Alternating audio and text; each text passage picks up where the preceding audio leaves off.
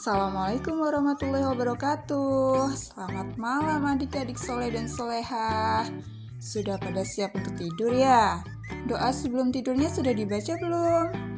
Kalau sudah, sekarang coba mulai tutup, pejamkan matanya dan mari kita mulai dengarkan cerita untuk malam ini ya. Let's go!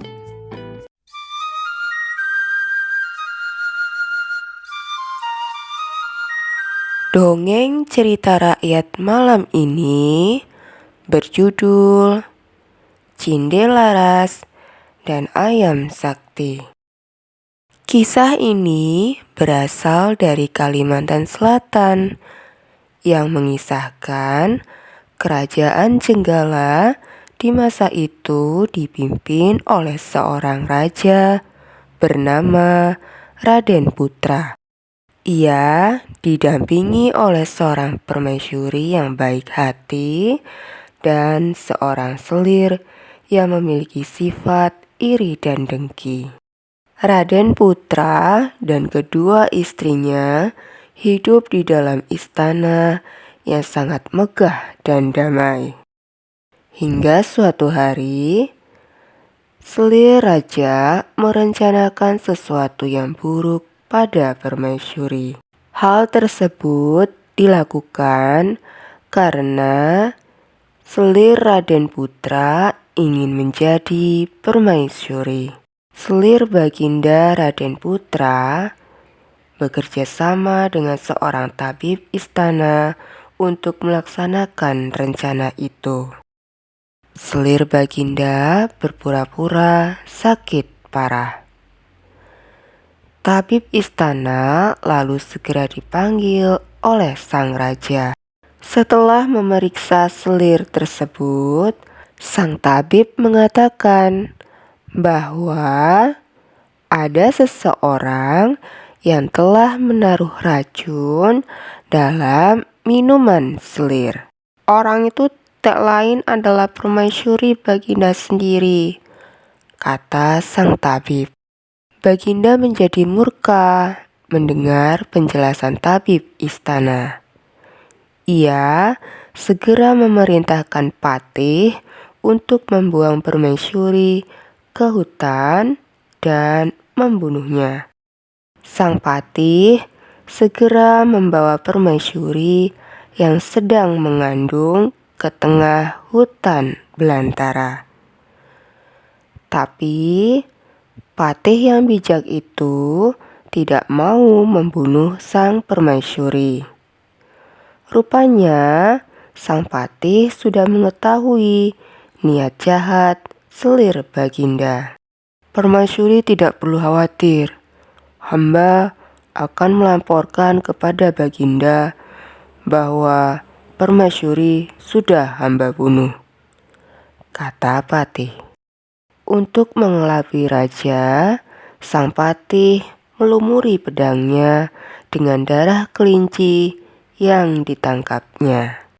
Raja merasa puas ketika sang patih melapor kalau ia sudah membunuh permaisuri. Setelah beberapa bulan berada di hutan, sang permaisuri melahirkan seorang anak laki-laki. Anak itu diberinya nama Cinde Laras. Cinde Laras tumbuh menjadi seorang anak yang cerdas dan tampan. Sejak kecil, ia sudah berteman dengan binatang penghuni hutan. Suatu hari, ketika sedang asyik bermain, seekor raja wali menjatuhkan sebutir telur ayam. Cinde Laras kemudian mengambil telur itu dan bermaksud menetaskannya. Setelah 3 minggu, telur itu menetas menjadi seekor anak ayam yang sangat lucu. Cinde Laras memelihara anak ayamnya dengan rajin.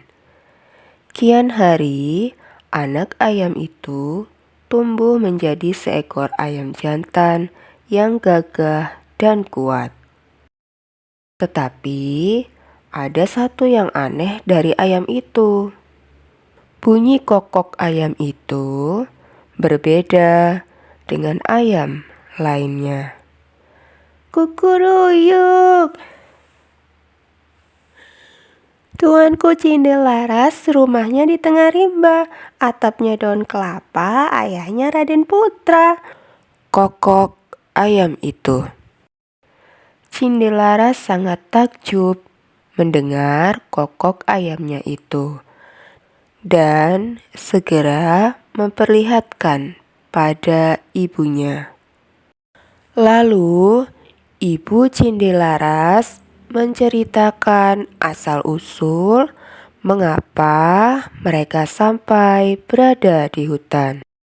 Mendengar cerita ibundanya, Cindelaras bertekad untuk ke istana dan membeberkan kejahatan selir Baginda.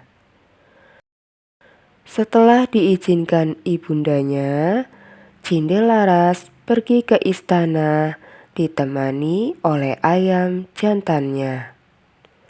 Ketika dalam perjalanan, ada beberapa orang yang sedang menyabung ayam. Cindelaras kemudian dipanggil oleh para penyabung ayam. Ayo, kalau berani, adulah ayam jantanmu dengan ayamku, tantangnya. Baiklah, kata Cindelaras. Ketika diadu, ternyata ayam jantan Cindelaras bertarung dengan perkasa dan dalam waktu singkat ia dapat mengalahkan lawannya. Setelah beberapa kali diadu, ayam Cindelaras tidak terkalahkan.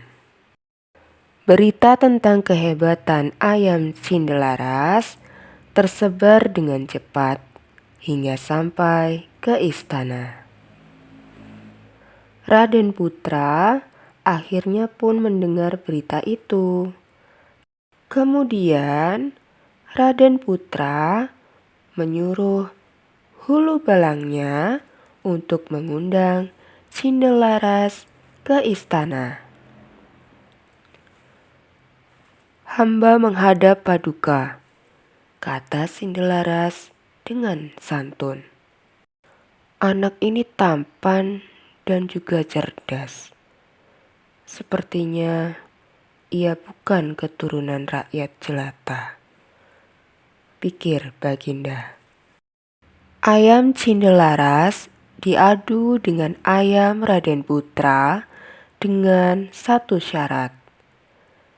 Jika ayam Cindelaras kalah, maka ia bersedia kepalanya dipancung.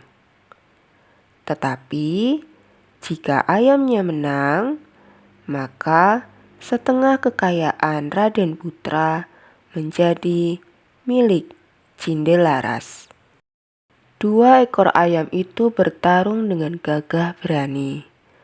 Tetapi dalam waktu singkat, ayam Cindelaras berhasil menaklukkan ayam sang raja.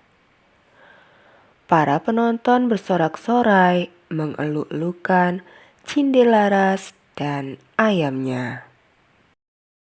Baiklah, aku mengaku kalah. Aku akan menepati janjiku. Tapi, siapakah kau sebenarnya, anak muda? Tanya Baginda Raden Putra. Cindelaras segera membungkuk, seperti membisikkan sesuatu pada ayamnya. Tidak berapa lama, ayamnya segera berbunyi. Kukuruyuk, tuanku Cindelaras, rumahnya di tengah rimba, atapnya daun kelapa, ayahnya Raden Putra. Ayam jantan itu berkokok berulang-ulang. Raden Putra terperanjat mendengar kokok ayam Cindelaras. "Benarkah itu?" tanya Baginda keheranan. "Benar Baginda, nama hamba Cindelaras. Ibu hamba adalah permaisuri Baginda." Bersamaan dengan itu, sang patih segera menghadap dan menceritakan semua peristiwa yang sebenarnya telah terjadi pada permaisuri. "Ternyata aku telah melakukan kesalahan. Aku akan memberikan hukuman yang setimpal pada selirku," lanjut Baginda dengan murka. Kemudian, selir Raden Putra pun dibuang ke hutan. Raden Putra segera memeluk anaknya dan meminta maaf atas kesalahannya. Setelah itu, Raden Putra dan Hulu Balang segera menjemput permaisuri ke hutan. Akhirnya, Raden Putra, permaisuri, dan Cindelaras dapat berkumpul kembali. Setelah Raden Putra meninggal dunia, Cindelaras menggantikan kedudukan ayahnya. Ia memerintah negerinya dengan adil dan bijaksana.